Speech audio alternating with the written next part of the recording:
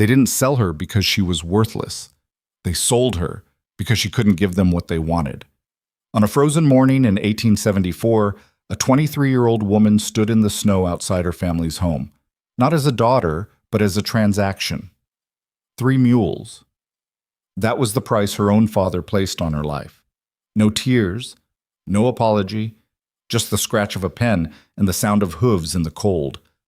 But the man who rode away that day thinking he'd bought something broken, he had no idea what was coming for him. If this story moves you, hit that like button, drop your city in the comments, and let me see just how far this story travels. Now settle in. This one's going to take a while, and every single minute is worth it. The cold came early to Millhaven that year. By the second week of November, the kind of frost that usually waited until December had already crept down from the high ridges and settled into the bones of the town like something permanent. The creek that ran behind the feed store had frozen solid enough for children to walk across, and the old-timers at the saloon shook their heads over their whiskey and said they hadn't seen a winter start so mean since the year of the great elk die-off, back when half the ranches in the territory went under before spring. But Eliza Hart barely noticed the cold anymore. She had stopped noticing a lot of things. She moved through her mornings the way a woman moves when she has learned not to expect anything good, quietly, efficiently, taking up as little space as possible. She rose before her parents, lit the stove, boiled the water, set the table. She mended clothes by candlelight when her eyes ached. She hauled wood from the pile out back without being asked, because asking meant reminding them she was still there. And reminding them she was still there always led somewhere she didn't want to go. Eliza Hart had become, in the language of the frontier, a burden. She was 23 years old. She hadn't always been invisible in that house. There were years, early years, soft-edged and distant now, when she remembered her mother singing while she kneaded bread dough, when she remembered her father lifting her onto his shoulders so she could see the July parade over the heads of the crowd. She had been their only child, and for a time that had been enough, more than enough. Then the fever came. She was 9 years old when it hit, and it hit the way those things always did on the frontier. Without warning, without mercy, and without any interest in fairness. 3 days of burning so high, her mother said she'd screamed things in her sleep that didn't sound like words. On the 4th day, the fever broke, and Eliza lived. But something in her body had been damaged in the burning. The doctor, a half-drunk man named Aldridge, who smelled of camphor and regret, had taken her parents aside and spoken to them in low tones behind a closed door. Eliza, 8 years old and pretending to sleep, had heard every word through the gap in the floorboards. The girl will likely never carry a child to term. The inflammation, it's done damage. You understand what I'm telling you. She'll grow up fine. Healthy, even. But there won't be grandchildren from this one. She had lain very still after that. She hadn't cried. Even at 9, some part of her had understood that she had just heard her own sentence handed down. The years that followed confirmed it slowly, the way a wound confirms itself. Not all at once, but in small, accumulating reminders. Her mother stopped teaching her to bake bread and started teaching her to do laundry instead. Practical things. Things a woman who would need to earn her keep would need to know. The tender lessons, the ones mothers passed to daughters they expected to one day run their own households, those quietly disappeared. Her father stopped talking about the future in front of her. When neighbors visited and asked about Eliza's prospects, her mother would change the subject with a practiced smile that didn't reach her eyes. Eliza learned to leave the room when that smile appeared. She learned to make herself small enough that the conversation could continue as if she were furniture. By the time she was 15, she understood the unspoken arithmetic of her situation. In a world where a woman's primary value was measured in her ability to produce heirs and continue a family line, she had been quietly crossed off the ledger. She was a cost, not an asset. She was still there. She still breathed, still worked, still tried. God, how she tried. She cooked better than her mother and knew it. She could read and write and do figures in her head faster than most men in town. She could gentle a spooked horse, set a broken fence post, treat a wound, and navigate by stars. None of it mattered. The world of 1874 Wyoming did not care what a woman could do. It cared what she could produce. The morning it happened was a Tuesday. She remembered that detail with strange clarity. The particular slant of gray winter light through the kitchen window, The sound of ice cracking on the roof as the temperature shifted, the smell of burnt coffee that she hadn't gotten to in time because she'd been splitting kindling out back. She came inside to find her parents already seated at the table, not eating, waiting. Her father, Thomas Hart, a man of medium height and medium ambition, who had spent his whole life waiting for something to be handed to him, had his hands folded on the table in front of him. Her mother, Clara, sat with her back straight and her eyes fixed somewhere to the left of Eliza's face. Not on her. Never quite on her those last few years.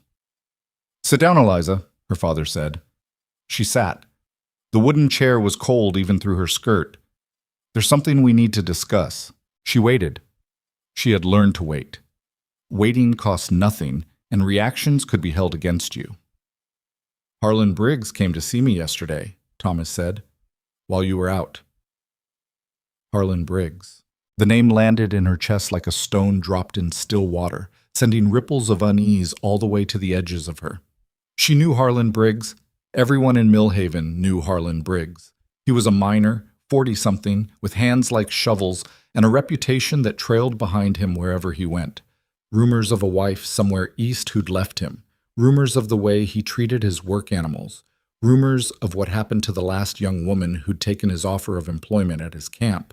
Rumors that Eliza had always filed away in the part of her mind labeled never, under any circumstances. "What did he want?" she asked. Her voice came out steady. She was proud of that. Her father unfolded his hands and refolded them. "He wants to take you on, as a wife." The word hit her like the flat of a hand. "No," she said. Simple, direct. The way you say no to something that requires no further consideration. Her father's jaw tightened. "Eliza." "No."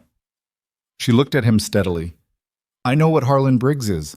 Half this town knows what Harlan Briggs is." "The answer is no." "The answer," her father said, and his voice had taken on the flat, tired quality she'd learned to fear more than his anger, "is not yours to give." Silence. Somewhere outside, a horse stamped against the cold. "What are you saying?" Eliza asked, though she already knew. Some part of her had known for years this moment was eventually coming. She had simply refused to believe it would actually arrive. Her mother looked away toward the window. Her father met her eyes for the first time in what felt like months. "He's offering 3 mules. Good stock. We've got the Hendersons' debt coming due in spring and not enough to cover it. The farm—" He stopped, swallowed. "We need those animals, Eliza. We need what they represent." She stared at him. She waited for something else. An apology. A softening. Some indication that the man who had once put her on his shoulders so she could see a parade was still somewhere inside the man now sitting across this table negotiating her sale. Nothing came. 3 mules, she said softly. "That's what you've settled on. It's a fair offer, given your—" Her mother stopped herself, but the shape of the unspoken words was perfectly clear. "Given your condition, given what you can't provide, given what you're worth." Eliza stood up from the table. She didn't slam her chair, didn't raise her voice. She simply stood, very straight, and looked at both of them for a long moment. Taking stock, she realized, the way you take stock of something you are about to leave behind forever. "I see," she said. She walked to her room. She sat on the edge of her narrow bed. And for exactly 5 minutes, she counted them, slow and deliberate. She let herself feel everything: the betrayal, the humiliation, the grief for the family she had spent 23 years trying to earn her place in. Then she stood up and began to pack. The transaction was completed 4 days later. Harlan Briggs arrived at the farm on a Saturday morning with 3 mules and 2 of his camp workers, the latter standing at the fence like a pair of indifferent witnesses. He was bigger than she remembered, broad through the chest and shoulders, with small eyes set close together above a gray stubbled jaw. He looked at her the way he might look at a horse he was considering, quickly assessing, already calculating use. "Morning," he said to her father, not to her. "Animals are sound. Looked them over myself." "Much appreciated," Thomas Hart said. Eliza stood in the yard with her single bag at her feet and did not look at her mother. She had said everything she needed to say 3 nights ago, quietly, in the dark of their shared kitchen while her father slept. Her mother had cried. Eliza had held her own tears back like water behind a dam, and held them back still. She would not give this moment her tears. She refused. Harlan turned to her now, a flat, possessive look on his face. "You'll ride with Clem," he said, nodding toward one of his workers. "Camp's a half-day north. I'll have Briggs." The voice came from the road. All of them turned. A man had ridden up so quietly that no one had heard him approach, or perhaps they'd simply been too absorbed in the transaction to notice. He sat on a black horse so large it seemed better suited to mythology than to a Wyoming road, and he sat it the way men sit horses when they've spent so much of their lives in the saddle that horse and rider have become a single, continuous thing. He was tall. That was the first thing Eliza registered, even from the back of a horse. And dark. Not in complexion, but in presence, the way a thundercloud is dark even before the storm begins. His hat was pulled low, his coat was heavy wool gone rough at the cuffs, and his face, what she could see of it, was weathered into a collection of hard angles and long silences. "Rowan Blackridge," Harlan Briggs said, and something in his voice had shifted. Not quite fear, but a cousin to it. "This isn't your business. I heard you were coming out here today," the man, Blackridge, said. His voice was low and deliberate, each word set down like a stone. "I wanted to see it for myself. Couldn't quite believe it." He wasn't looking at Briggs, he was looking at Eliza. Not the way Briggs had looked at her, that flat, tallying look. This was different. This was the look of a man trying to solve a problem and not yet sure of the answer. "You believe it now?" Briggs said, a hard edge entering his voice. "Because like I said, deal's not closed yet," Blackridge said. Briggs blinked. "What?" "The animals haven't been signed over, which means there's still a negotiation happening." He shifted his gaze to Thomas Hart, who had gone very still. "That right?" Thomas Hart looked at Harlan Briggs, then back at the man on the black horse. "I suppose that's, technically, then I'd like to make an offer." Blackridge dismounted in a single fluid motion, and standing on the ground he was, if anything, more imposing than on horseback. He was at least 6'3", broad through the shoulders, with the kind of build that comes not from vanity, but from years of physical necessity. He walked to the fence with the unhurried confidence of a man who had never found it necessary to rush. "I don't need a wife," he said clearly, addressing Thomas Hart, but speaking loud enough that everyone in the yard could hear. "What I need is someone capable and willing to come up to my homestead and help raise 5 children who've been without a mother for going on 2 years. He paused. "I'll pay wages, fair ones. She'll have her own room, her own space, her own standing in the house. She'll be treated with respect." Harlan Briggs made a sound that was almost a laugh. "You're serious?" "I generally am." "She's already spoken for, Blackridge." "She's standing in a yard," Blackridge said, "in the cold, with a bag." His eyes moved to Eliza again. "Doesn't look spoken for to me. Looks like someone who hasn't had a say in anything happening to them today." The yard went quiet. Eliza felt something move through her. Not hope exactly, not yet, but the possibility of hope, which was something she had not felt in a very long time. It was fragile and strange, and she didn't entirely trust it. She looked at the man named Rowan Blackridge. He was watching her with those dark, unreadable eyes, and she had the sudden disorienting sense that he was waiting. Not for her father's answer, not for Briggs's bluster to subside. He was waiting for her, as if her choice was the only one that mattered in this yard. When had anyone last waited for her choice? She picked up her bag. "How far are the mountains?" she asked. Something shifted in his face.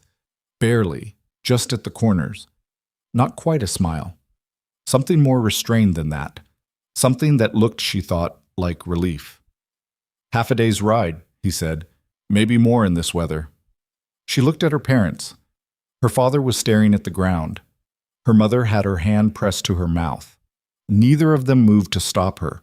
Neither of them said a word. Eliza had thought that might hurt more than it did. Instead, she felt something clarify. The way the air clarifies after a storm, clean and cold and honest. "Then we should leave before the light goes," she said. She didn't cry for the first hour. She rode beside Blackridge on a borrowed mare, their horses moving at an easy pace through the frozen landscape as Millhaven shrank and then disappeared behind a ridge of snow-weighted pines. The sky overhead was the color of pewter, low and close, promising more snow before dark. He didn't try to make conversation. She was grateful for that. She watched the territory change around her. the flat, sparse land near town, giving way gradually to something wilder, bigger, more vertical.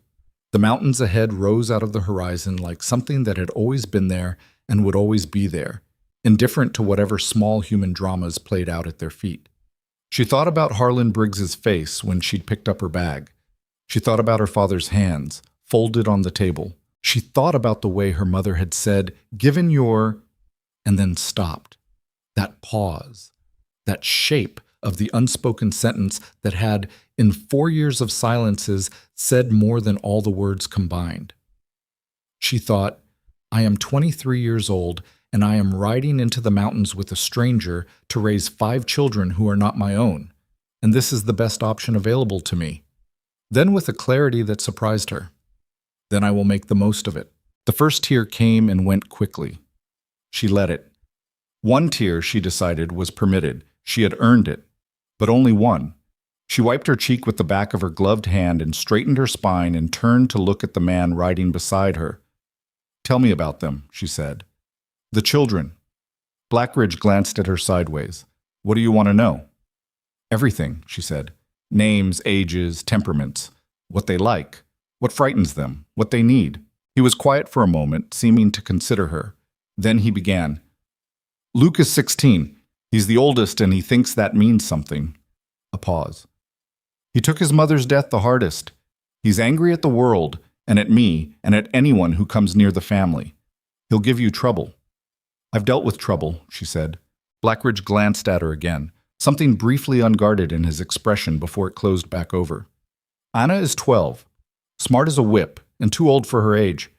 She's been trying to be the mother for the younger one since Margaret died, and it's wearing on her." He paused on the name, Margaret, and she heard the weight of it in his voice, brief but unmistakable. "James is 9. He barely talks anymore. He did before. Hannah is 6, and she'll be fine once she decides whether to trust you. And Cora is 4 and doesn't remember much of anything, except that there used to be someone soft and warm, and now there isn't." Eliza absorbed all of this carefully, sorting it, filing it away. "And you?" she asked. "What about me? What do you need?" He looked at her fully then, the first time he'd turned his face directly toward hers for more than a glance. The wind had come up around them, lifting snow dust off the trail, and she felt the cold of it on her cheeks. "I need the children to have someone consistent," he said, "someone who won't leave." "I won't leave," she said. He held her gaze for a moment, then he looked back at the road ahead. "We'll see," he said. It wasn't unfair, she thought. She was a stranger. She had been delivered to his doorstep by circumstances as rough and accidental as a river dropping a log on a bank. Trust was built. She knew that. She had spent 23 years learning that some things could not be rushed, could not be demanded, could only be earned through the long, slow accumulation of days. She was good at accumulating days. She turned her face toward the mountains. They rode on into this gray Wyoming afternoon, and the world ahead of them was cold and vast and entirely unknown. And Eliza Hart, the woman sold for 3 mules, the woman crossed off her family's ledger, the woman who had walked out of her parents' yard with 1 bag, and no promise of anything except that something had to be better than what she was leaving, felt, for the first time in years, like she was moving towards something rather than simply enduring. She didn't know yet what it would cost her. She didn't know yet how completely it would remake her. But the mountains were there, solid and permanent in the failing light, and her horse moved steadily beneath her, and the man beside her rode in silence that felt surprisingly less like coldness than like a kind of respect. It was enough. For now, it was enough. The snow began to fall as they climbed. The homestead appeared through the trees like something that had grown there rather than been built. A long, low cabin of dark timber pressed against the base of a granite ridge, smoke rising from its chimney in a thin, pale line against the iron sky. A barn stood to the east, and beyond it a corral where 2 horses stood motionless in the cold, their backs dusted with the snow that had been falling steadily since mid-afternoon. Wood was stacked in long rows along the cabin's south wall, enough to suggest both serious winters and serious preparation. The whole place had the look of a thing built for endurance rather than comfort. Eliza took it in from the back of her mare and said nothing. Rowan dismounted without ceremony and tied his horse to the post by the door. Children will be inside, he said. Anna would have started supper by now. Should I? She paused, trying to decide what question she was actually asking. Just come in, he said. She tied her own horse and followed him up the 2 porch steps, her bag in her hand, the cold pressing at the back of her neck. He pushed open the door and a wave of wood smoke warmth rolled out to meet her, carrying with it the smell of something boiling and the sound of young voices that cut off the instant he stepped across the threshold. 5 pairs of eyes found her simultaneously. She had prepared herself for this moment during the ride. She had sorted through what Rowan had told her, built careful mental pictures of each child, rehearsed the shape of her first impression, calm, direct, neither too warm nor too distant. She had told herself she was ready. She was not entirely ready. Luke stood at the far end of the room near the fireplace, arms crossed, already wearing an expression she recognized from years of her own reflection. That particular arrangement of the face that says, I have decided about you before you opened your mouth. He was tall for 16, lean in the way of boys who have been asked to carry weight before their bodies have finished deciding what they'll become, with his father's dark eyes and a jaw set hard enough to crack stone. Anna stood at the stove with a wooden spoon in her hand, 12 years old and already carrying herself like someone 10 years older. Her eyes were careful and measuring, moving between Eliza and her father with a practiced neutrality that broke Eliza's heart a little. That a girl of 12 should have already learned that particular brand of careful. James sat at the table, 9 years old, looking at the wall just to the left of Eliza's head. Hannah, 6, had pressed herself against Anna's side and was staring openly with the frank, unguarded curiosity that children haven't yet learned to disguise. And Cora, 4 years old, had climbed halfway off her chair to get a better look, her dark curls escaping every direction from their braids. Rowan set his hat on the peg by the door. This is Eliza Hart, he said, in the same even tone he might use to announce the weather. She's come to help with the household and with you. She'll have the back room. He looked at Luke specifically when he added, She's to be treated with courtesy. The word courtesy landed in the room like a stone in a pond. Luke's jaw tightened. He said nothing. Anna looked back at her pot. Eliza stepped fully inside and let the door close behind her. Thank you, she said, addressing all of them at once, keeping her voice level. I know this is sudden. I'm not here to change anything that doesn't need changing. She looked at each of them in turn, ending on Cora, whose mouth had formed a small round O of fascination. I'm just here to help. We don't need help, Luke said. Luke, Rowan's voice was quiet but absolute. It's the truth. His boy uncrossed his arms and stood straighter, and there was something in the motion, that terrible fragile dignity of a teenager trying to protect something, that Eliza recognized immediately as grief wearing the only armor it knew how to use. Anna cooks. I chop wood and mend fence. We've been managing fine. I'm sure you have, Eliza said calmly. That speaks well of all of you. He blinked. He had been expecting either argument or apology. She gave him neither. She simply held his gaze for one steady moment, then turned to Cora, who was still staring with uninhibited wonder. And what's your name? Eliza asked the little girl, already knowing but asking anyway. Cora Jane Blackridge, the child announced solemnly. I'm 4. That's a very fine age, Eliza said. I was 4 once myself. Cora considered this with the grave philosophical weight of someone encountering an unexpected idea. Was it good? Parts of it, Eliza said honestly. Rowan moved past her toward the back of the cabin, already shedding his coat. I'll show you the room, he said. The room was small and cold and contained a narrow bed, a washstand, and a single window that looked out toward the granite ridge. There was a hook on the wall for her coat and a small iron stove that Rowan lit without comment before setting a lamp on the washstand and turning to go. Mr. Blackridge, she said. He paused in the doorway. The oldest boy, she said. Luke, how much does he know about how I came to be here? A long pause. Enough, he said finally. Does he know about Briggs? Another pause, longer. He knows I came back from town with you instead of without you. He knows it wasn't planned. He looked at her directly. Children on the frontier aren't innocent about how the world works, Miss Hart. Luke is 16 and sharp. He's drawn his own conclusions. And those conclusions? That I brought a stranger into his mother's house, Rowan said quietly, and that I did it fast. He left. She sat on the edge of the narrow bed and listened to the sounds of the cabin settling around her. The creak of the stove expanding, the muffled voices of children, the particular silence of a man who filled a room with his size and gravity and absence in equal measure. She set her bag on the floor and pressed her hands flat against her knees. His mother's house. She would have to be careful about that. Very careful. The first week was a careful, exhausting war conducted entirely without weapons. Not a single voice was raised. Not a single door was slammed. The hostility came instead in the form of small, precise exclusions, the kind that left no marks but accumulated like snowfall until the weight of them was real and serious. Luke spoke around her rather than to her. At breakfast, he would address his father directly, sometimes about things that required her involvement, whether they were running low on salt, whether the water barrel needed checking, and Rowan, to his credit, would redirect. "Ask Miss Hart," he'd say, without explanation or elaboration, in that immovable way of his.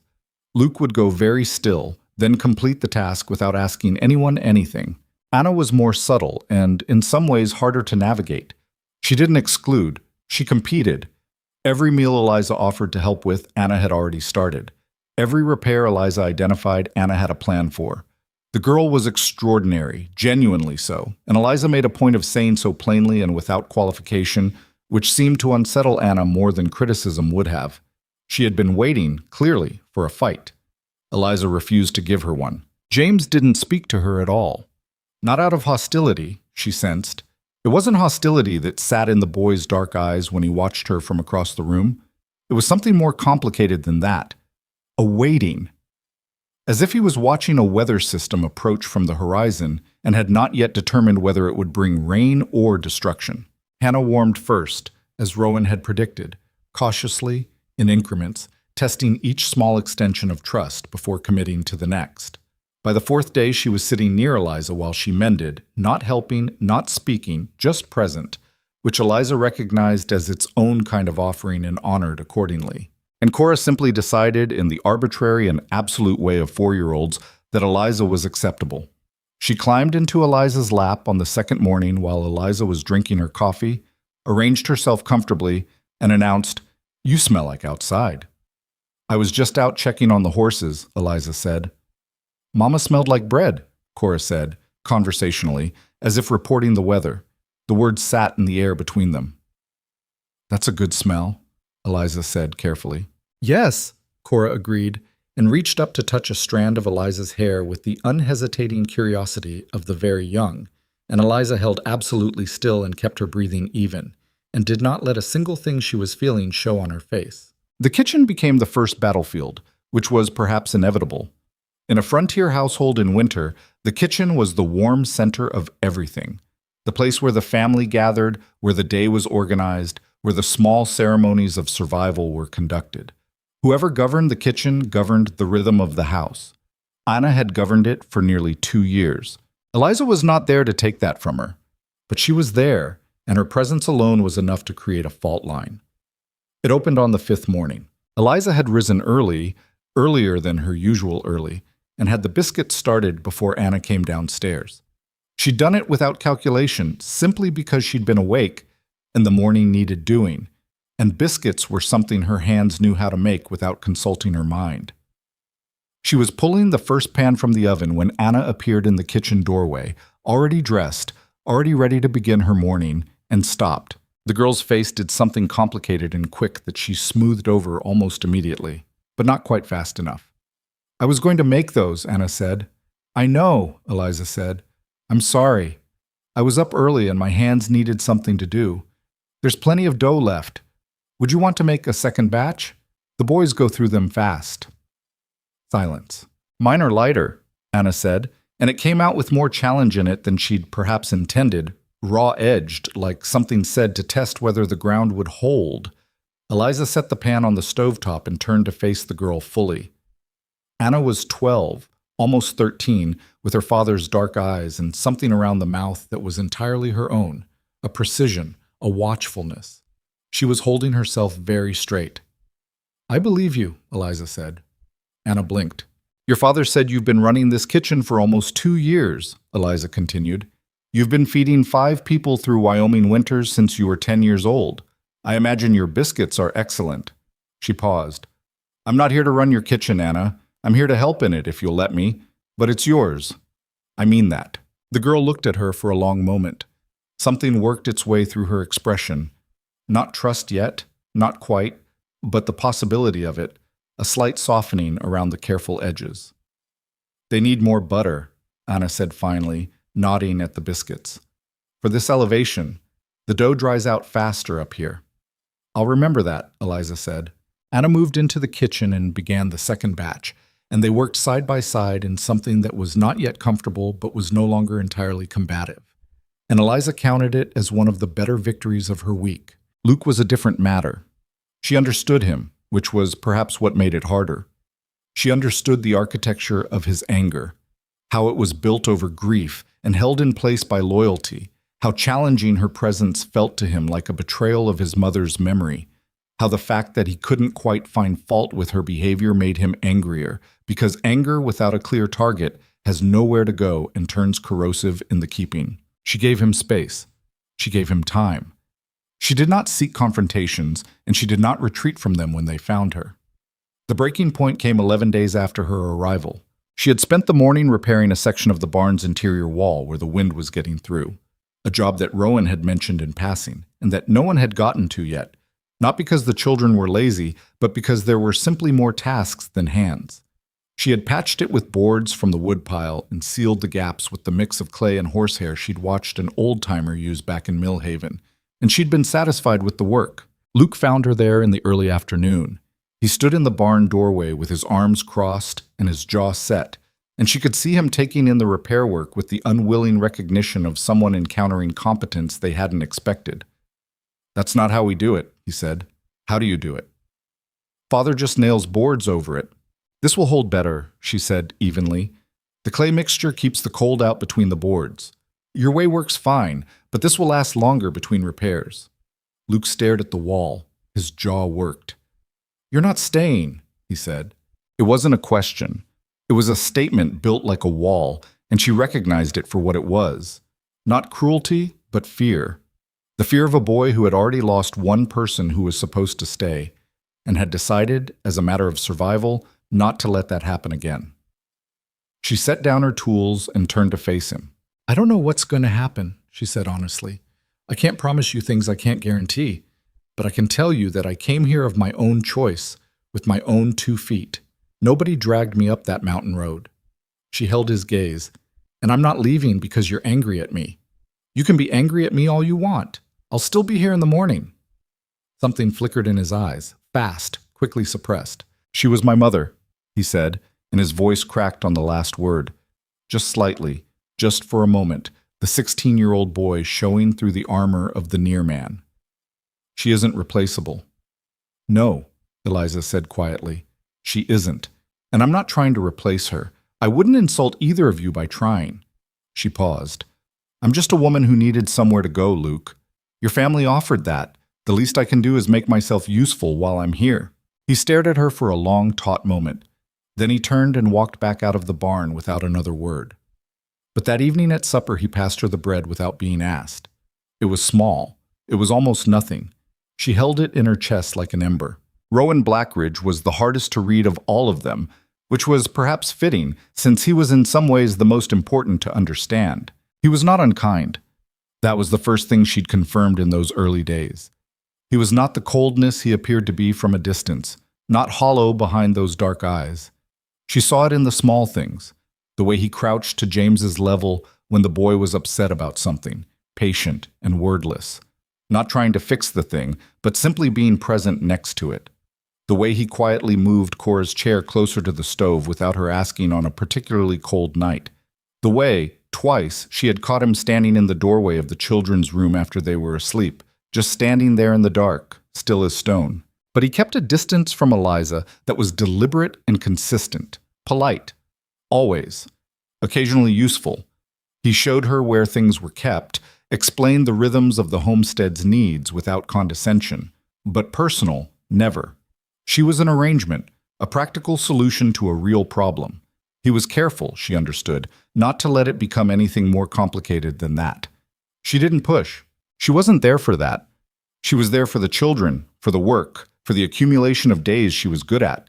But there were moments. Once she had been at the chopping block splitting kindling in the late afternoon.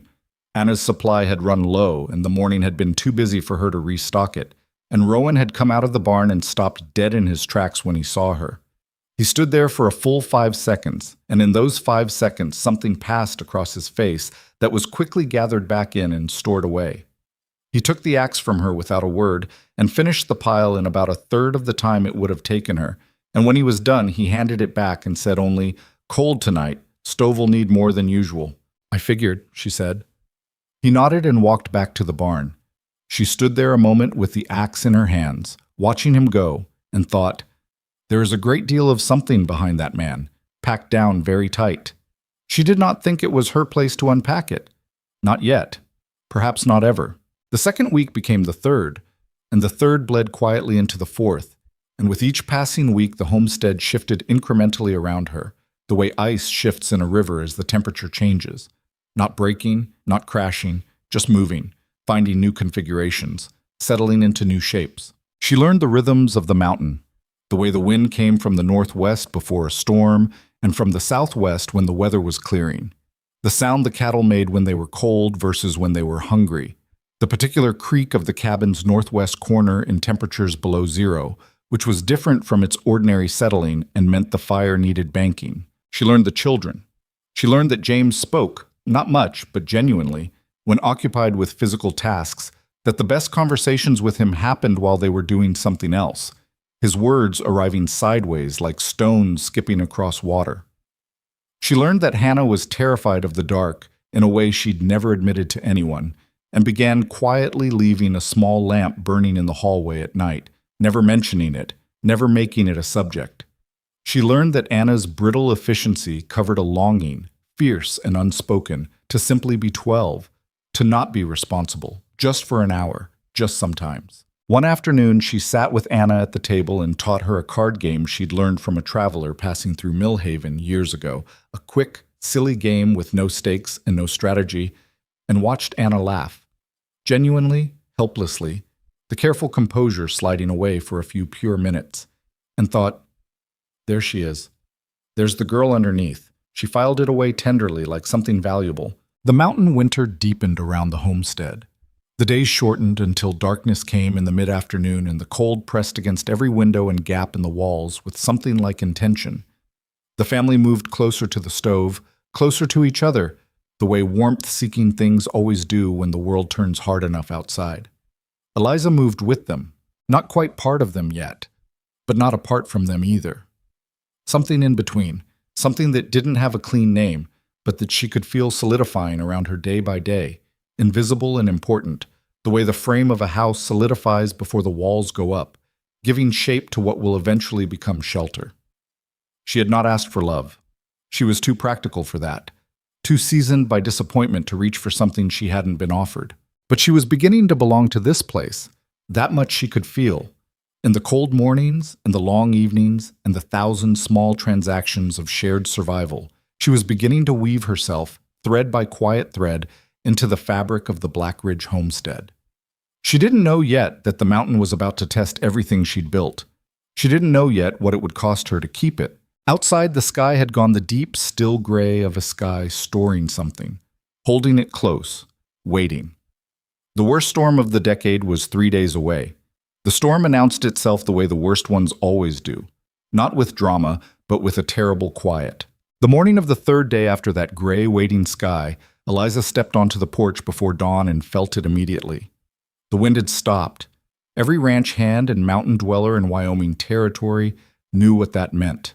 That the stillness before a serious storm was not peace, but suspension.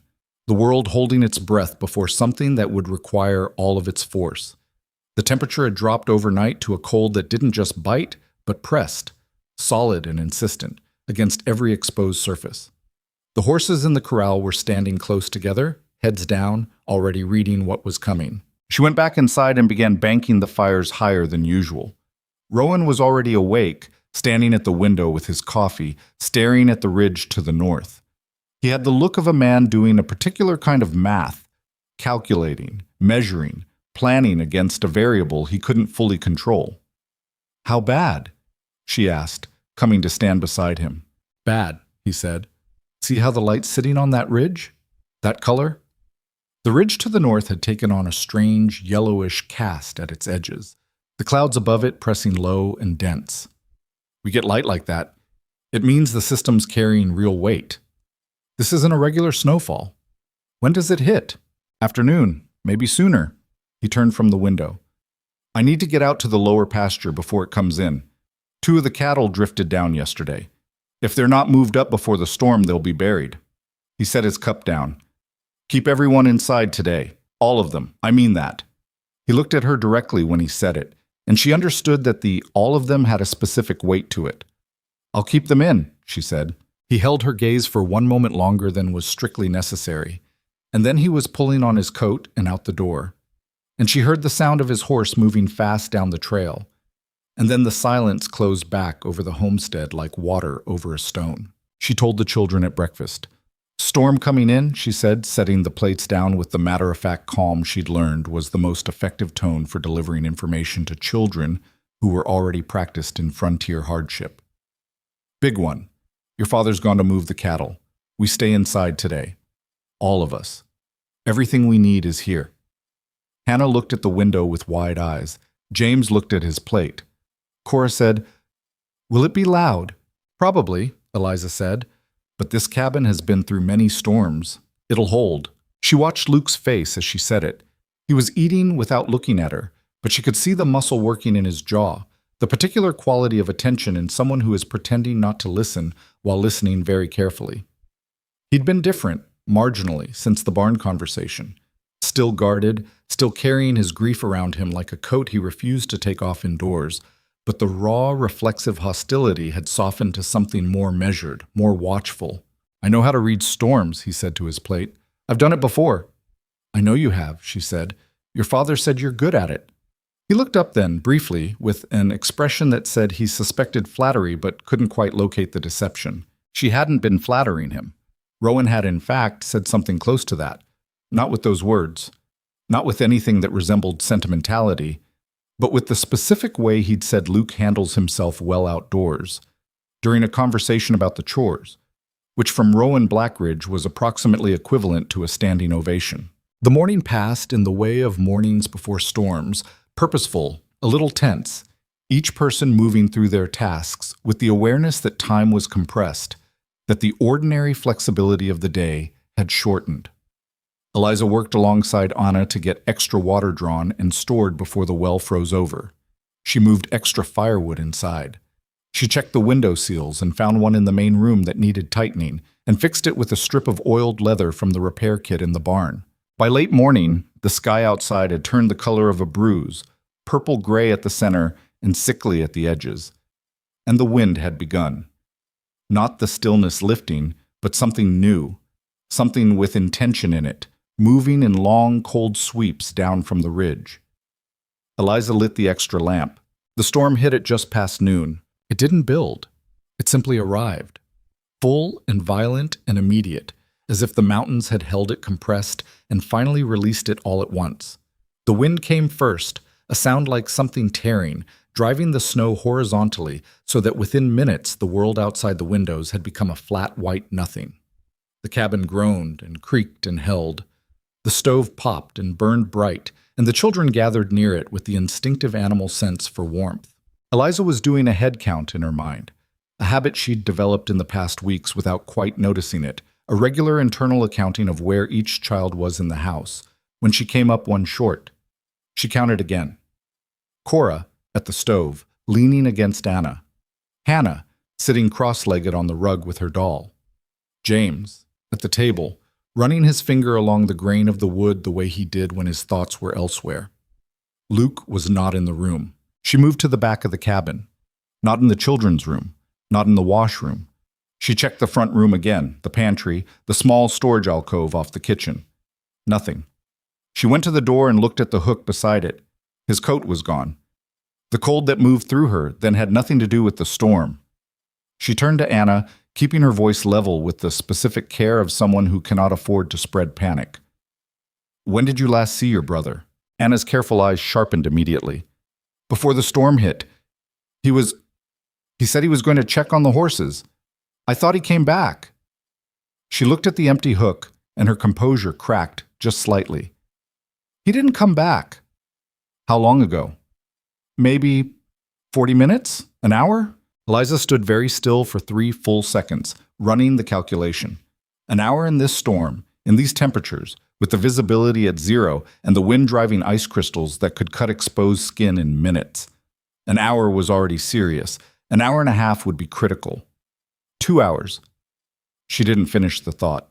"Anna," she said, and her voice had gone to the quiet, precise register that people use when the situation has moved beyond ordinary concern.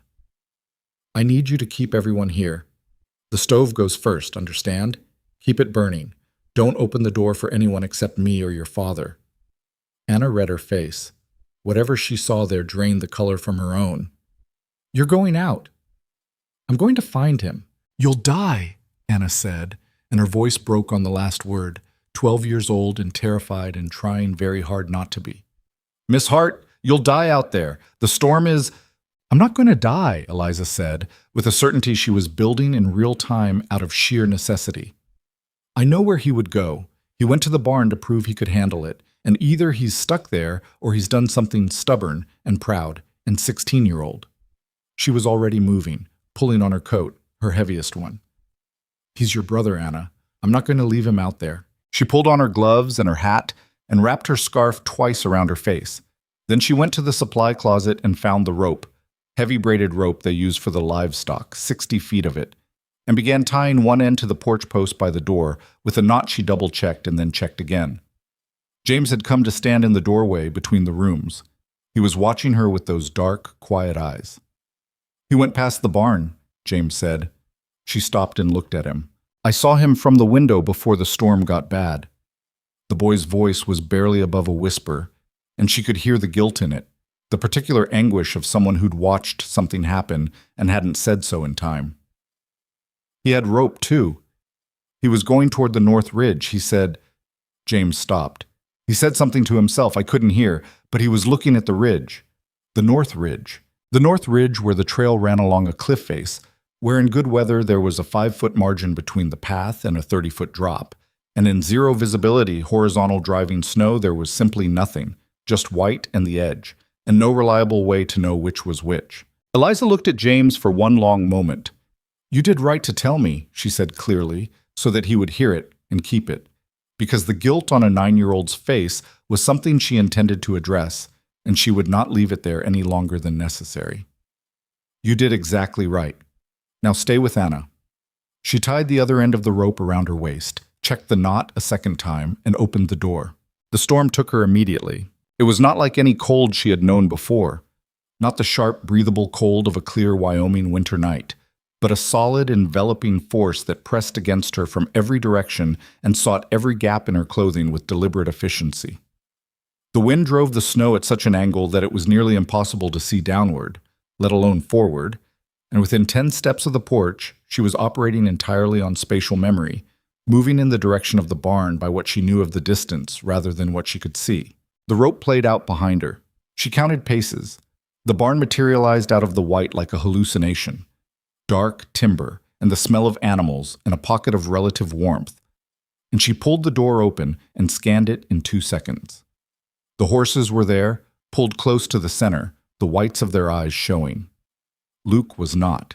She pulled the barn door closed behind her and stood for a moment, hand on the wall, recalibrating. The North Ridge. The rope she'd brought was 60 feet, enough to reach the barn from the cabin, not enough to reach the ridge trail. She looked around the barn and found what she needed, another length of rope coiled on the tack wall, at least 40 feet. She tied it to the end of the first with a square knot pulled tight enough to hold a mule. 100 feet of rope. She went back out into the white. The direction of the ridge was a matter of pure memory now. She had walked that trail twice in clear weather, had noted the landmarks, had paid attention the way she always paid attention to things that might someday become necessary. 40 paces northeast of the barn, there was a large rock formation on the left. Then the trail curved slightly right and began to rise. She counted. She felt the ground change under her feet, the slight incline of the trail, and followed it upward. The cold was extraordinary. It had moved past the stage of being painful and into something more abstract, a general pressure, a heaviness in her hands and face that she catalogued carefully and continued to move through. The rope behind her was a lifeline in the most literal sense. Not just her way back, but her proof that back existed, that the cabin and the stove and the children were real, and not something she'd imagined in a white void. She almost missed him. He was to the left of the trail, not on it. He'd drifted off the path in the white and fetched up against the base of the cliff face, and he was there because he couldn't go further, because the cliff dropped away 3 feet to his right, and at some point he'd understood that, and had pressed himself against the rock and stopped moving. He was sitting with his back against the cliff face and his knees pulled to his chest, and the snow had already built up across his shoulders and hat to a depth that told her he'd been there long enough for serious cold to have taken hold. She fell to her knees beside him and grabbed his shoulders. "Luke!" He raised his head. His face was white at the cheeks and at the tip of his nose, and his eyes, when they found hers, had the slow, imprecise focus of someone whose core temperature had begun to drop. But he was conscious. He was conscious, and he looked at her face in the screaming white of the storm, and she watched something happen in his expression, something she would never forget, something that broke through every wall he'd spent the past month building, the thing that happens to people when they realize they are not alone, when the thing they had resigned themselves to does not arrive after all. "Miss Hart," he said, and his voice was wrecked and young and entirely unguarded. "Can you move your feet?" She was already pulling at him, assessing, her hands moving over his coat to check the worst areas, fingers, face, feet. "Wiggle them, right now." A pause. "Yeah." He moved them sluggishly. "Yeah, I can." "Good. That's good." She was still running the calculation. How long back to the barn? How long after that to the cabin? What his core temperature might be? What a shelter and fire at the barn could do versus pressing onto the cabin? She decided on the barn. It was closer, and she knew exactly how to get there. "I was trying to," he started. "I know," she said. "The east fence line, I thought I could." "Luke." She held his face in both hands and looked directly into his eyes, close enough that he could see her clearly, even through the storm. "Later. You can tell me everything later. Right now I need you to get up." She got him up. He was heavy with the cold in him and the snow on him, heavy with 16 years of muscle and pride and stubbornness, and she took his arm over her shoulder and they moved. She had left the rope tied and she found it again with her free hand, feeling along it in the white, and she used it to navigate back the way she'd come, one hand on the rope, one arm around Luke, moving at a pace that was not fast enough but was the fastest she could make it. At some point, the cold in her own body began to stop being abstract and start being real. Her hands had gone beyond cold to numb, and the numbness was moving up her wrists, and her face had stopped hurting, which she knew was not an improvement. She recognized it clinically, the way she recognized most things, cataloged it, filed it, kept moving. The barn materialized again, and she got the door open and got Luke inside and got him down onto a bed of hay. She pulled together with hands she could barely feel. She built the small tack stove in the corner to life with the last careful control of fingers that were operating mostly on memory. And when the fire caught, she sat back and allowed herself 3 full breaths of warm, horse-smelling air. Then she looked at Luke. He was shaking. Shaking was good. Shaking was the body working, the body still in the fight. She pulled her coat off and put it over him without deliberation, the way you do a thing that requires no calculation because there is only one right answer and you already know it. He started to protest. "Don't," she said. He didn't.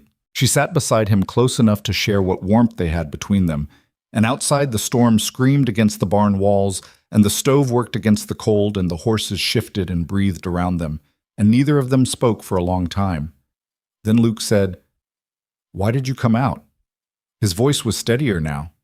The shaking had eased. She looked at the stove. "Because you were out here." "That's not—" He paused. "You could have died." "Yes," she said. "You almost did." "Yes." A long silence. The wind hit the barn in a gust that made the whole structure shudder, and the stove light flickered and held. "I've been awful to you," he said. She turned to look at him. He was watching the stove with the expression of someone who has arrived at a place they didn't expect to reach and are still determining how they feel about the view. "You've been grieving," she said. "It looked like awful from the outside, but I knew what it was." He was quiet again for a long time. Then, roughly, as if the words were coming out against some internal resistance, "She would have liked you, my mother." He stopped, swallowed. "She liked people who didn't make a fuss, who just did the thing." Eliza felt the warmth of that settle somewhere deep in her chest, in the place that had been cold for a long time, longer than tonight. "Thank you," she said quietly. "That means something." They sat in the firelight together, the storm raging outside, and waited. Rowan found them 40 minutes later, coming in through the barn door with snow piled to his shoulders and his face carved with a fear that rearranged itself the moment he saw them both alive and firelit. He stood in the doorway and looked at his son bundled under Eliza's coat and at Eliza sitting beside him in her shirt sleeves, her hands wrapped in a horse blanket, and something passed through his face so fast and so complete that she looked away from it, feeling that she had seen something that was not meant to be witnessed, something that had been stored very deep and had surfaced without permission. "Luke," he said. His voice was barely controlled. "I'm all right," Luke said. "She found me." A pause. "She gave me her coat." Rowan looked at Eliza. She was shivering now. Had been for the last 20 minutes, which was better than not shivering, but her hands had gone gray and her face was pale in the way that meant the cold had done real work on her. She looked back at him steadily. "We need to get back to the cabin," she said, practical as ever, her voice slightly thickened by the cold. "He needs the stove and something warm inside him, and She looked at her hands and then back at him. "I think I need it too." He crossed the barn in 4 strides, shrugged off his enormous coat, and put it around her shoulders before she could say a word. The weight of it was immense and warm and smelled of horses and pine and cold and him. And it was, she thought distantly, one of the most purely good physical sensations she had ever experienced. He helped her up. His hands were careful. "You're a damn fool," he said quietly, close enough that only she could hear it, and she understood perfectly that he meant it as the highest possible compliment. "So I've been told," she said. They got Luke up between them, and the 3 of them went out together into the howling white, and this time there were 3 of them, and the rope held. By the time they made it back to the cabin, Eliza's legs had gone unreliable under her. She was aware of the door opening, and of warmth, and of Anna's face, white and undone, and of Cora making a sound that was somewhere between a cry and a word. She was aware of being lowered onto the bench near the stove, of blankets, of small hands. Hannah's, she thought, pressed against her face with a child's fearless and instinctive tenderness. She was aware of Luke's voice telling his siblings what had happened, and of the silence that followed, the particular quality of silence that means a story has landed fully in the people who needed to hear it. And she was aware, just before the warmth and the exhaustion pulled her under into the deep, blank mercy of sleep, of Rowan Blackridge sitting across from her in the firelight, watching her with those dark, unreadable eyes, except that they were not entirely unreadable anymore. Something had been rearranged in there, something permanent. She did not have the energy left to analyze it. She let herself go, and she slept, and the storm spent itself against the cabin walls all through the night, and the fire burned, and the family held together in the dark. She was in and out for 3 days, not unconscious, not fully, not most of the time, but caught in that gray, formless country between sleep and waking where time moves strangely and the edges of things refuse to stay sharp. She was aware of the stove. She was aware of blankets, of the particular weight and texture of each one, having counted them in her lucid moments as a way of anchoring herself. She was aware of voices moving through the cabin, of the sounds of the household continuing around her. The scrape of a chair, the knock of a pot, the low murmur of children doing what children do when an adult they've grown attached to is lying ill, and they don't know what else to do with their worry except keep moving. Her hands were the worst of it. The doctor who eventually made the ride up from Millhaven, a different one than the man named Aldridge, younger, with competent eyes and no smell of camphor, looked at her fingers carefully and told Rowan the frostbite had not gone deep enough to cause permanent damage, that she had caught it in time, that with proper care she would have full use of everything. Rowan stood in the doorway of her room while the doctor spoke and listened with his arms crossed and his jaw set in that way she had come to understand as him holding something very still inside himself that would otherwise move. She'll need to stay off them as much as possible for at least 2 weeks, the doctor said. Keep them warm, keep them dry.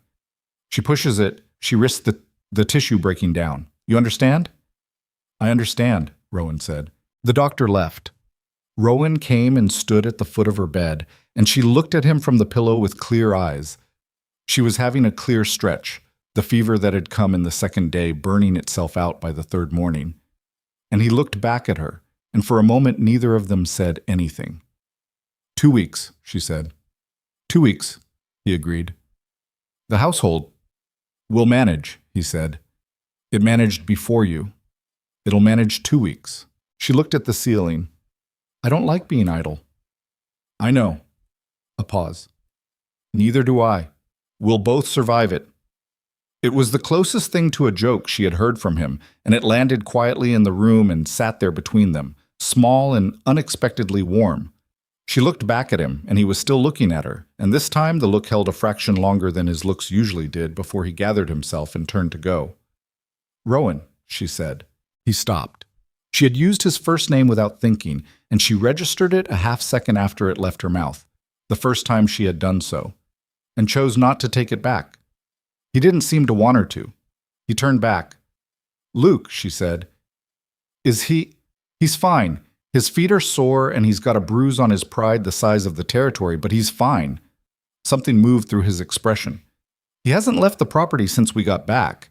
He's been around, more than usual. She nodded. She understood what that meant.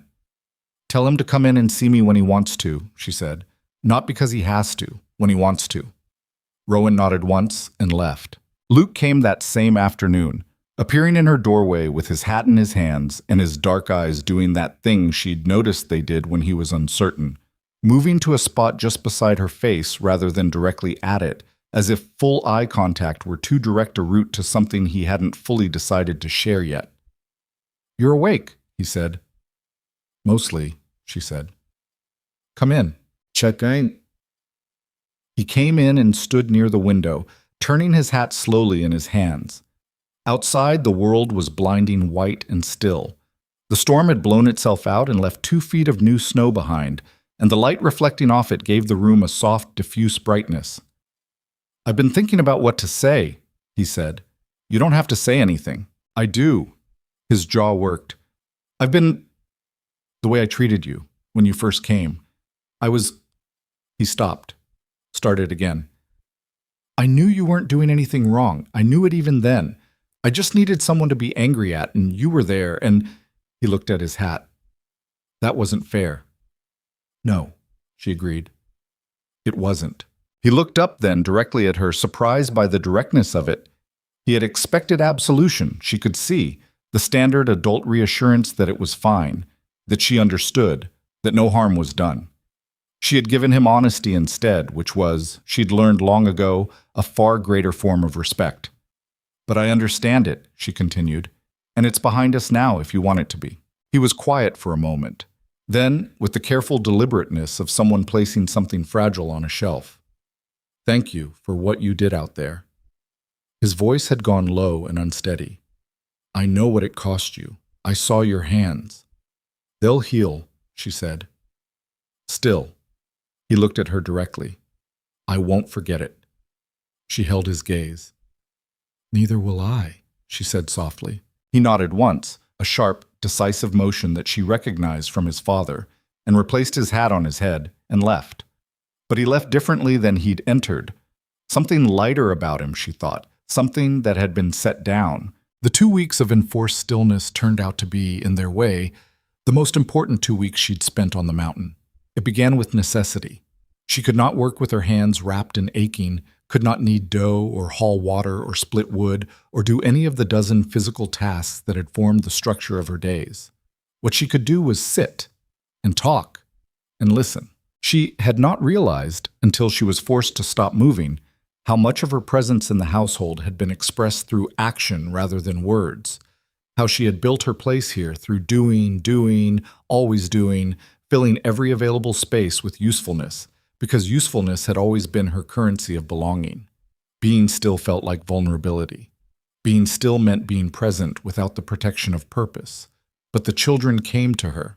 On the first full day of her recovery, Cora climbed into the bed beside her, simply appeared, wordless, and arranged herself against Eliza's side with the proprietary comfort of someone claiming a familiar space. Eliza lay very still, surprised, and then let out the breath she'd been holding and let the child settle. And they stayed like that for most of the morning while Cora babbled about the snow and the horses and a dream she'd had about a rabbit, and Eliza listened and asked small questions, and it was the most purely easy she had felt since arriving on the mountain. Hannah came in the afternoons, ostensibly to read. She had found, on Eliza's small shelf of books, a battered collection of frontier stories that she approached with the focused intensity of a scholar.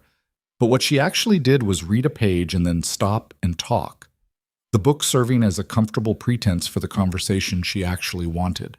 They talked about the stories and then gradually about other things. What Hannah remembered of her mother, what she hoped the spring would look like, whether Eliza thought the new foal would be roan or bay. "Do you miss where you came from?" Hannah asked one afternoon, with the blunt curiosity of a 6-year-old. Eliza considered the question honestly. "Not the town," she said. I suppose I miss the idea of what it could have been, the family I thought I might have there." She paused. "But the actual place, the actual people?" "No, not much." Hannah nodded as if this confirmed something she'd been working out. "This is a better place anyway," she said with total confidence. "We have the best ridge in all of Wyoming." "I think you might be right," Eliza said. James was the one she had not expected. He came to her on the 4th day, quietly, the way he did everything, appearing in the doorway of her room in the early evening while Rowan was outside and Anna was finishing supper. He had something in his hands, a small carved figure, rough-hewn but recognizable as a horse, the kind of thing a boy carves in the long evenings of a mountain winter with a pocket knife and patience. He held it out to her. She took it with her bandaged hands carefully and looked at it. "Did you make this?" "Yes." He was still standing in the doorway. "It's supposed to be the black mare, the one you rode up on." She turned it over, studying it. The proportions were not perfect, but the motion was... There was something in the angle of the neck, the suggestion of a forward lean, that captured something true about a horse in movement. "James, this is remarkable. Did your father teach you?" "No." A pause. "I just figured it out last winter." He looked at his hands briefly. "I don't talk much since Mama died. Carving it's something to do with the quiet." She understood that so completely and so immediately that it took her a moment to answer. "That's one of the most sensible things I've ever heard," she said. He looked up at her then, surprised again in the way that Luke had been, expecting something other than being taken seriously and receiving it instead. "You can keep it," he said. "The horse, if you want." She set it on the small shelf beside her bed, next to the lamp, where she could see it. "I want," she said. "Thank you." He almost smiled. It was the closest to a smile she had seen from him since arriving, and she stored it carefully. Anna was the last, and the most complicated, and in some ways the most significant. She had been running the household in Eliza's absence, with the same fierce competence she brought to everything, and Eliza had been careful not to undermine that, had asked rather than directed, had deferred to Anna's knowledge of the homestead's rhythms and resources. Anna had accepted this with characteristic precision, not warmly, not yet, but without resistance. On the 7th day, Anna came to her room in the evening after the younger children were in bed and sat in the chair by the window and didn't say anything for a while. Eliza waited. "I've been doing the mending," Anna said finally. "I know, thank you." "Your coat has a tear in the lining, from the storm, I think. I fixed it." She paused. I found a pocket, an one. There was something in it." Eliza went very still. "A photograph," Anna said. "Small one, a woman and a man. I didn't mean to look, but it fell out when I was working on the lining." Eliza was quiet for a moment. "My parents," she said. Anna turned the photograph over in her fingers, then held it out. Eliza took it. She looked at it. Her mother's practiced smile, her father's medium ambition arranged across his medium face, and felt the familiar complicated mixture of grief and anger and something that had recently begun to edge toward a kind of sad acceptance. "You don't talk about them," Anna said. "No." "Luke said—" She stopped. "He told us a little about where you came from, how you ended up here." Eliza looked at her. "He told us about the mules," Anna said quietly. The room was very still. "I see," Eliza said. "I thought—" Anna's voice had lost its 12-year-old precision and become something younger and raw. "I thought that was the worst thing I ever heard. I've been angry at you, kind of, since you got here. For not being mama, for being in the kitchen, for things that weren't even— I mean, you never did anything. I was just scared," Eliza said. Anna looked at her. "That I'd try to take her place," Eliza said. "That letting me in meant letting her go." The girl's eyes filled, and she blinked it back hard, with the determination of someone who has decided she is too old to cry, but whose body has not entirely agreed. "Something like that," she admitted. "Anna." Eliza leaned forward as much as her hands allowed. "Your mother is the reason this family is what it is. Everything good about this household, the way your brother stepped up, the way you stepped up, the way your father kept going, that came from her, from what she built. I'm not here to erase that." She paused. "I couldn't even if I wanted to. She's in the walls of this place." Anna was very quiet for a long moment. "She used to sing when she cooked," she said finally, and her voice was small and careful, like something taken out of storage. "Not well. She knew she wasn't good at it, but she did it anyway." "What did she sing?" Anna told her. And then, haltingly, she told her something else about her mother. A small memory, a specific one, the way her mother's hands looked when she was kneading bread dough, the particular way she'd hum on the second verse of a song and not the first. And Eliza listened completely, with every part of herself, because she understood that she was being given something irreplaceable, that the girl across from her was opening a door she had kept closed for 2 years. They talked until the lamp burned low. When Anna finally stood to go, she paused in the doorway. The same doorway where Luke had stood, where James had stood, each of them arriving and leaving changed, and looked back. "Miss Hart," she said. "Yes." A pause. "I'm glad you didn't leave." Her voice was quiet and direct and entirely earnest. "After how we were at the start. I'm glad you stayed." Eliza felt something complete itself quietly in her chest, like a key turning in a lock that had been stiff for a very long time. "So am I," she said. She was back on her feet by the end of the second week, her hands healing cleanly as the doctor had promised, the cold-damaged skin tender but functional. The homestead received her return to work with the particular warmth of a place that has noticed an absence and is glad to have it filled again. Cora immediately resumed her habit of appearing at Eliza's elbow at random moments. Hannah attached herself to the afternoon chores with cheerful persistence, and James began, quietly and consistently, to be wherever Eliza was working, carving or whittling or simply present in his still companionable way. Luke worked beside her now. Not in the way he'd worked before her illness, not with the grudging, armored efficiency of a boy determined to demonstrate self-sufficiency, but with a new, easy directness, asking questions, offering information, occasionally making dry observations about the cattle or the weather that had enough wit in them to make her press her lips together to keep from grinning. He was, she discovered in those weeks, genuinely funny when he wasn't armored. He had his father's economy with words, but used them to better effect. He had also, without discussion or announcement, positioned himself as the one who walked with her to the barn in the dark mornings and back in the evenings. It was not something that had been arranged. It had simply happened, naturally, the way things happen when a person has decided they will not let someone they care about walk anywhere alone in the dark again if they can help it. She did not comment on it. She was glad of it. Rowan was different too, though his difference was harder to name, more gradual, surfacing in increments too small to point at individually, but accumulating into something real. He began to talk more at supper. Not much, he was not built for much, but more than the functional minimum he'd previously offered.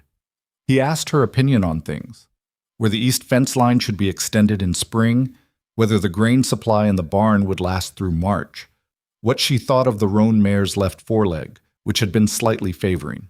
He began to listen to her answers in a way that was different from before, leaning in slightly, making eye contact with the directness of a man who has decided someone is worth the full attention of his mind.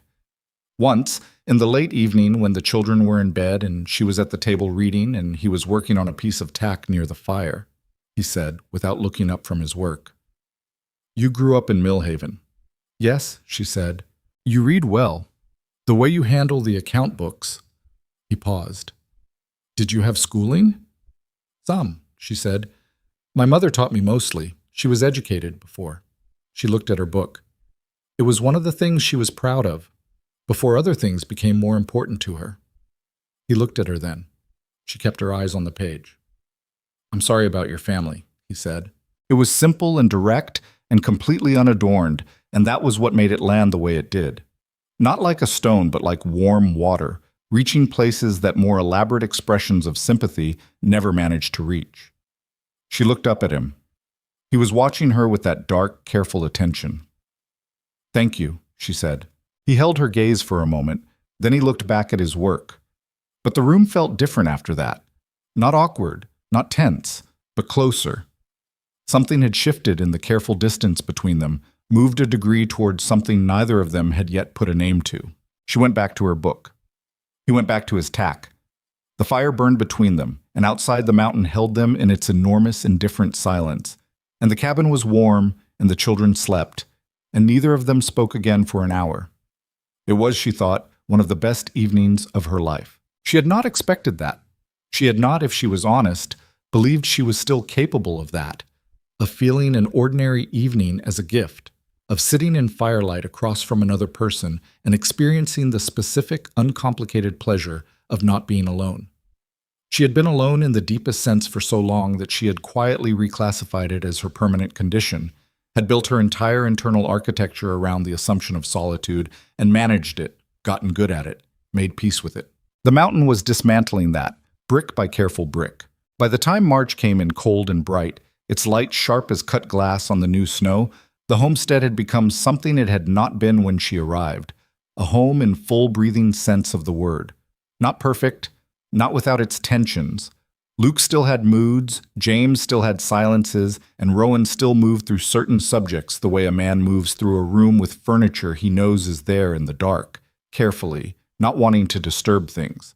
But there was warmth now that had not been there before, a current of it running through the ordinary days, surfacing in the small moments. Cora had taken to calling her Mama Liza.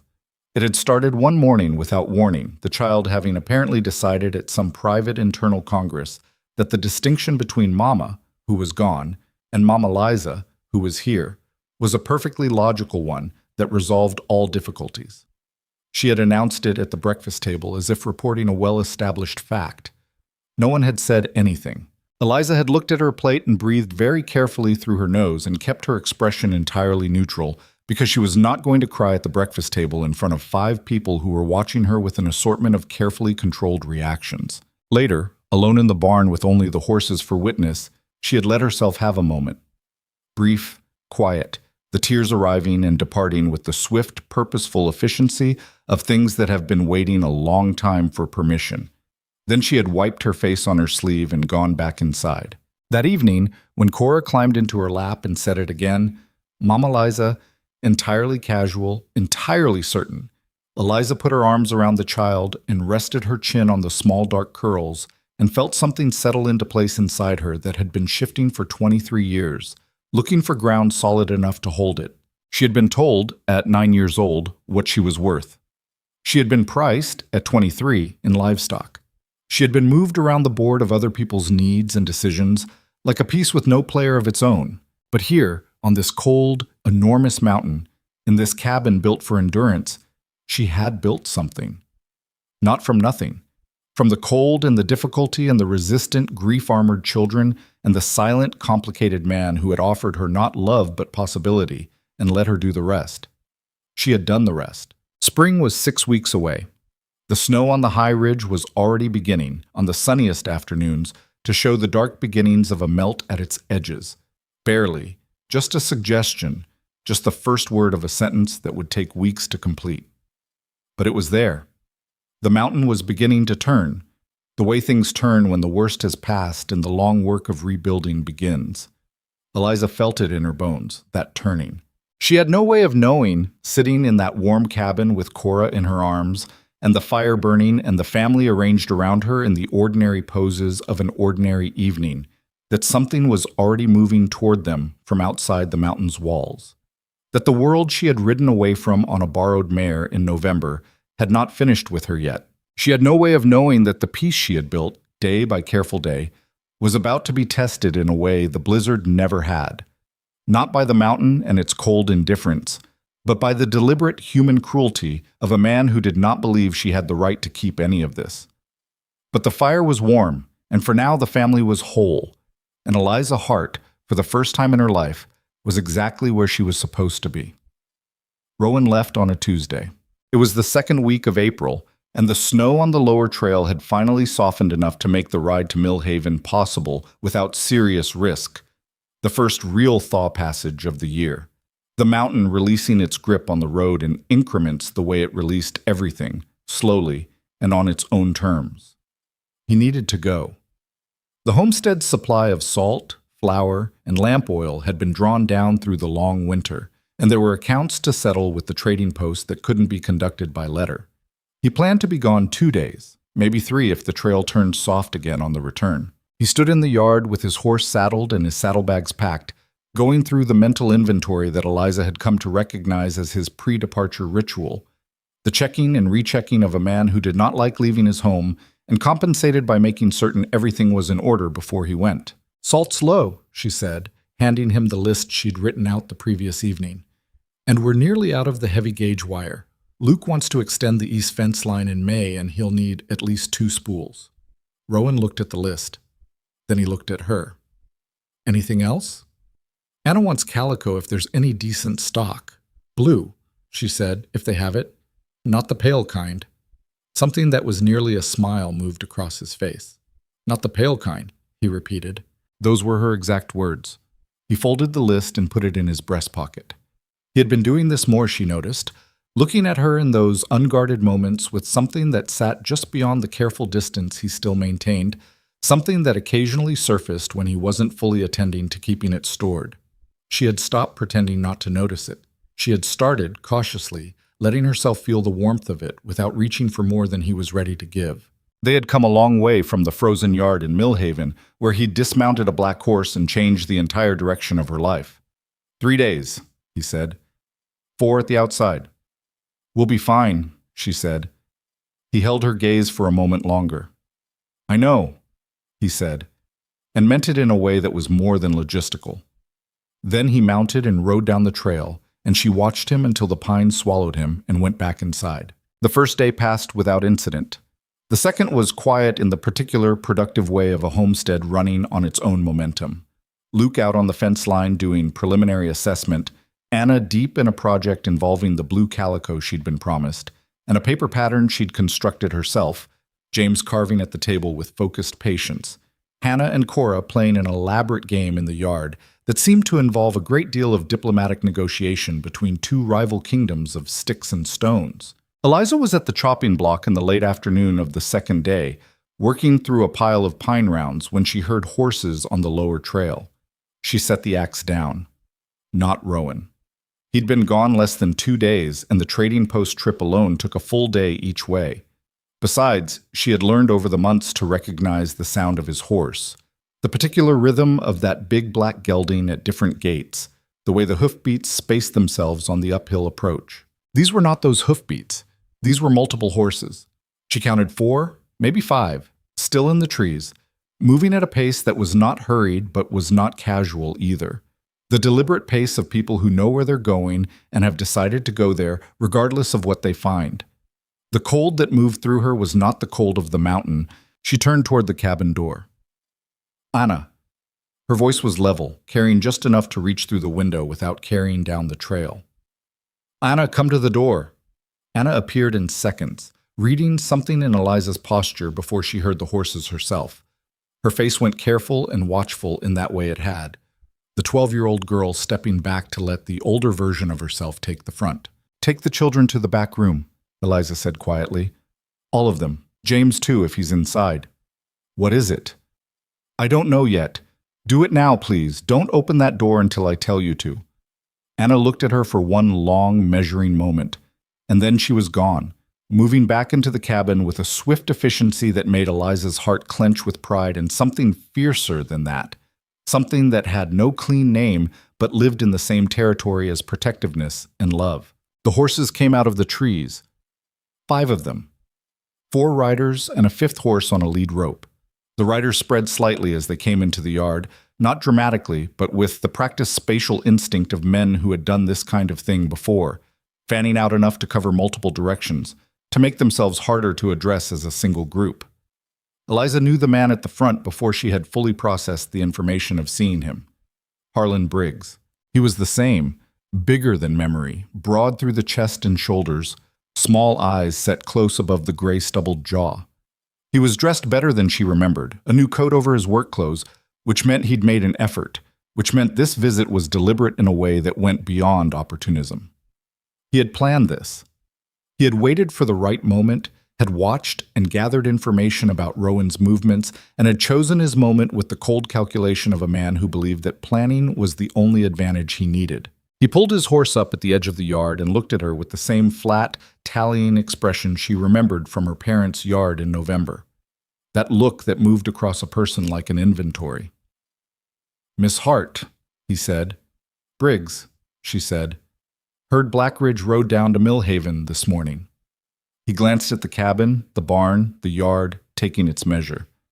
"Thought I'd come up and have a conversation while he's away." "There's nothing to have a conversation about." "I think there is."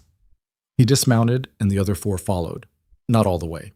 3 of them staying mounted in a loose arrangement that was clearly meant to communicate without stating explicitly that she was surrounded.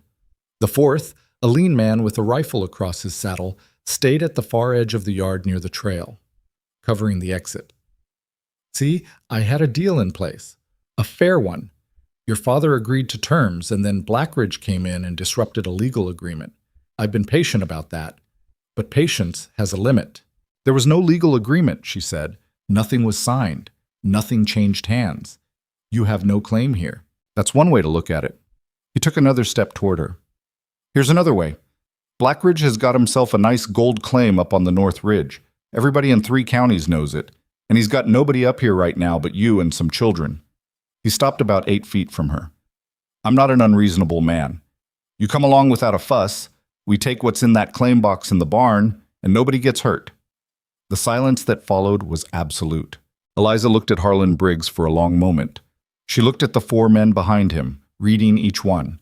The lean man with the rifle, the 2 on the left who had the look of hired hands following orders rather than true believers, and the one on Briggs's right who had the flat, practiced stillness of someone with violence as a professional skill. She thought about Cora in the back room, about Hannah, terrified of the dark, pressing herself against Anna's side, about James with his careful eyes and his carving knife, about Luke out on the east fence line, a quarter-mile away, who might or might not have heard the horses. She thought about the woman she had been in November, standing in a frozen yard with a single bag, no voice, no choice, no one waiting for her answer. She thought about everything that had happened since. She turned and walked to the cabin door. Briggs made a sound. "Now, I wouldn't..." She went inside. The shotgun was on the rack above the door. A 12-gauge that Rowan had showed her, in passing, in February, when she'd asked him where the firearms were kept. Not because she'd expected this, because she had learned, in 23 years of the world moving against her, that knowing where the tools were was never a waste of time. She knew how to use it. An old man in Millhaven had taught her years ago, before she'd been told that kind of knowledge wasn't ladylike. She had filed it away with everything else. She broke it open, checked both barrels, snapped it shut. She walked back out. The yard had gone very still. She came down the porch steps and placed herself in the center of the yard, between the cabin door and Harlan Briggs, and she held the shotgun with the practiced ease of someone who is not performing and not pretending, just holding a tool she knows how to use and is entirely prepared to use it. Briggs stared at her. "You're going to leave this property," she said. Her voice was level, not raised, not theatrical, the same quiet, direct register she used for everything that mattered. All of you, right now, and you're not going to come back." Briggs recovered from his surprise faster than she'd hoped. His expression settled back into something cold and controlled. "You're one woman with a shotgun. I've got 4 men. You've got 2 barrels," she said. "I've got 2 barrels and very little interest in missing from this distance." She let that sit for exactly 1 breath. "The question you need to ask yourself, Briggs, is which 2 of your 4 men you're willing to sacrifice. Because I promise you the first 2 shots land before anyone gets to me." The lean man with the rifle shifted in his saddle. "Don't," she said without looking away from Briggs. He went still. Briggs's jaw had tightened. She could see him calculating, running the same numbers she was running, arriving at the same problem. She was not bluffing, and he could see that she was not bluffing. And a woman who is not bluffing with a loaded 12 gauge at close range is a variable that changes every calculation significantly. "You've got children in that cabin," he said, and there was a new edge in his voice, a darker one. "Yes," she said. "I do." Something in how she said it stopped him, the complete absence of fear in it. Not bravado. She had no interest in bravado, but something underneath bravado, something older and more absolute. The bedrock certainty of a person who has identified exactly what they will and will not allow, and has located in themselves the capacity to enforce it regardless of the cost. She had found that bedrock in a blizzard, dragging a 16-year-old boy through the dark with her hands going numb. She had not lost it since. "Last time," she said. The standoff held for 10 seconds that felt like 10 minutes. Then, from behind her and to the left, Luke's voice. "Miss Hart." She didn't turn. She kept her eyes on Briggs. "Luke, get back to—" "I've got the Winchester," he said, and his voice was steady in a way she would think about later. The way you think about a thing that reveals someone's character so cleanly it stays with you. "And I've been shooting since I was 8. Briggs looked past her at Luke. Whatever he saw there completed the calculation. He looked back at Eliza. Something moved through his expression. Not quite defeat, not quite respect, but something at the intersection of both. The involuntary recalibration of a man who has encountered more resistance than he came prepared for. "This isn't over," he said. "It is," she said. "It's entirely over. Because if you come back up this mountain, you'll find Rowan Blackridge here instead of me, and I promise you that conversation will go considerably worse." She held his gaze. "Right away, Briggs. Take what's left of your dignity, and right away."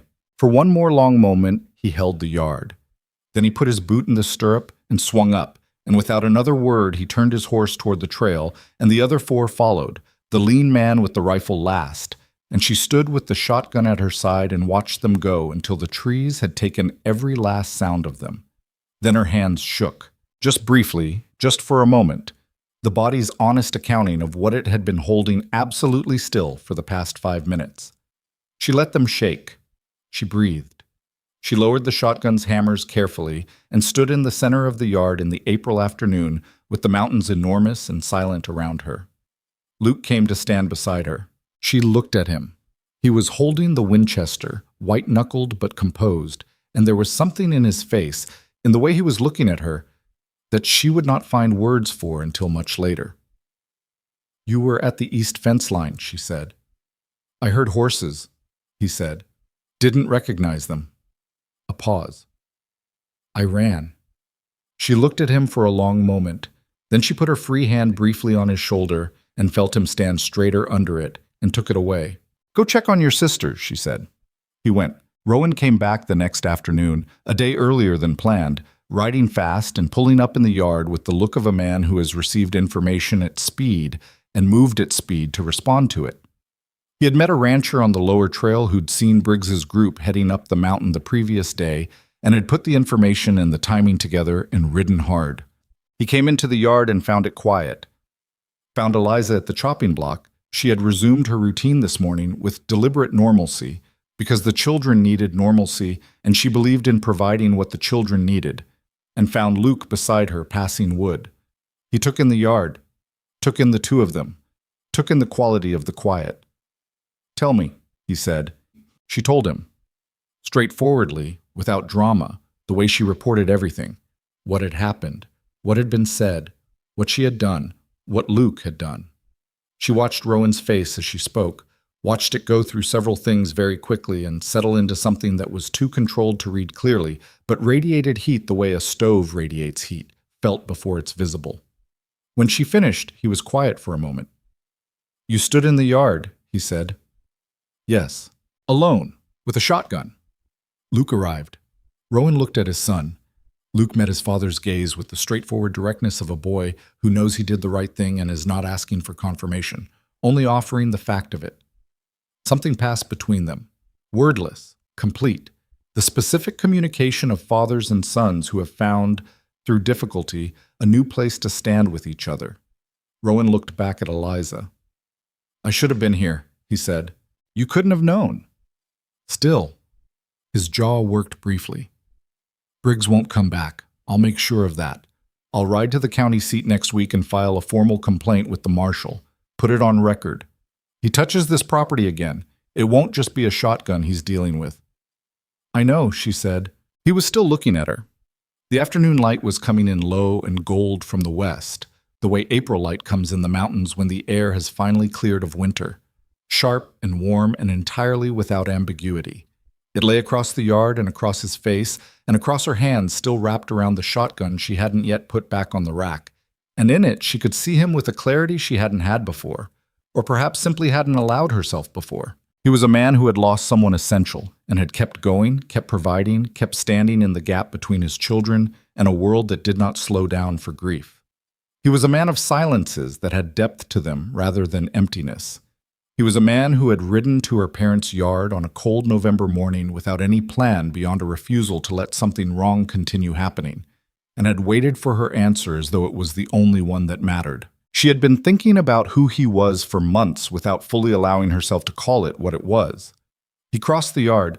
He stopped in front of her, close enough that she had to look up slightly to meet his eyes, and he was looking at her with all of it finally showing. Everything he had packed down carefully for months. The distance deliberately maintained and now deliberately released. And it was, she thought, the most honest face she had seen in her life. He went down on one knee. It was not a grand gesture. It was not performed. It was the motion of a man who has arrived at a decision and is enacting it with the same straightforward commitment he brought to everything: the fence line, the cattle, the children, the life he had built on this mountain and intended to keep. "I'm not good at the words," he said. "You know that by now." "I do," she said. "But I know what this house was before you came, and I know what it is now." He looked up at her steadily. "I know what you are. Not just what you did in that blizzard or in that yard today. What you are every morning, every evening. What you are to my children." A pause, and his voice had gone lower and more careful, the way it went when he was saying something that mattered past his ordinary reserve. "What you've become to me." The yard was absolutely still. The mountain held its breath. "Eliza," he said, "will you stay? Not as an arrangement, not as a hire." His dark eyes held hers without wavering. "As my wife, as their mother, as the person who belongs on this ridge as much as any of us." She looked at him for a long moment. She thought about the woman she had been in November, the woman with the bag and the borrowed mare and the careful, practiced silence of someone who has learned not to want things. She thought about what she had been told she was worth. 3 mules. Less than that even, because the mules were what her parents had needed, and she had only been the transaction that produced them. She thought about Cora saying Mama Liza with absolute certainty, about James's carved horse on her shelf, about Anna's voice in the lamplight, "I'm glad you stayed," about Luke running across a quarter-mile of spring mud with a Winchester because he'd heard horses he didn't recognize. She thought about a gray November road and a man on a black horse who had waited for her answer. "Yes," she said. He rose, and in the plain April light, in the yard of the homestead she had helped build into something that deserved to be called a home, Rowan Blackridge put his arms around Eliza Hart for the first time and held her with the careful, serious tenderness of a man who has learned the exact weight of what he's holding and intends never to be careless with it. She pressed her face against his coat and closed her eyes. Behind her, the cabin door opened. She heard Cora first. She always heard Cora first. The child moved through the world at a volume that suggested she had never been informed that quiet was an option. "Papa! Papa, you're back!" And then, apparently registering the scene in the yard, "Oh." A pause. Are they hugging? Hannah's voice, slightly awed.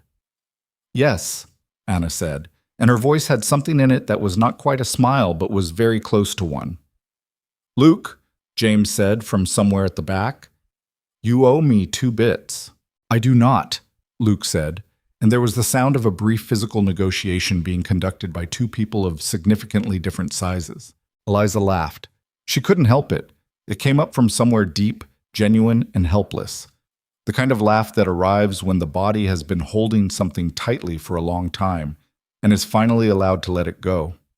She felt Rowan's arms shift around her, felt him exhale against her hair, felt him laugh too. Brief and quiet, a rare thing. Like a bird you don't see often and stop to watch when you do. She pulled back and looked at him. He was looking at her with uncomplicated, unguarded warmth. Your children are terrible, she said. Our children, he said. The word landed in her chest and stayed there. She turned to face them, all 5, arranged on and around the porch steps in various postures of observation, Cora already launching herself down the steps in the direction of her father's arms, Hannah close behind, James and Anna side by side with matching expressions of carefully dignified satisfaction, Luke at the back with his arms crossed and his jaw set, and the very specific, terrible at hiding it expression of a teenager who is genuinely happy and cannot decide what to do with that information. She opened her arms as Cora hit her, the small, solid weight of the child against her chest, arms tight around her neck. 4 years old and absolute in her affections, entirely certain of her world and her place in it. Eliza held her and looked over her head at the mountain, at the ridge where the snow was melting in steady, unstoppable increments, at the sky above it going the particular deep blue of a high-altitude April afternoon, clean and permanent and enormous. She had come to this place with nothing but a bag and a borrowed horse, and the worn, stubborn refusal to believe she was only worth what the world had decided to price her at. She had arrived in the dark of a November evening to a house full of grief and resistance and carefully maintained walls. She had worked and waited and refused to leave, and gone into a blizzard after a boy who had needed someone to come for him, and stood in a yard with a shotgun because some things could not be allowed to happen. And she had done all of it not for credit or recognition or even for love. In the beginning, she had done it because it was the right thing, because these people were worth it, because somewhere in the doing of it she had found what she had been looking for without knowing she was looking. She had been told she was worthless. She had built herself a mountain. Rowan's hand came to rest at her back, warm and steady, the way the man himself was warm and steady, never loud about it, always real. She leaned into it slightly. Around them the children circled and chattered. The mountain stood enormous and indifferent in its ancient way. The spring light moved long and golden across the yard. For the first time in 23 years, Eliza Hart was exactly where she was supposed to be. Among the people she was supposed to be with, on the ground she had earned with her own hands and her own courage and her own undefeated heart. She was home, and not a soul on that ridge. Not the children she had carried through winter. Not the man who had learned to love her in the space between silences. Not the mountain itself would ever again confuse the woman standing in that yard for anything less than what she was. The most necessary person on the ridge. The heart of it. The one who had made it whole.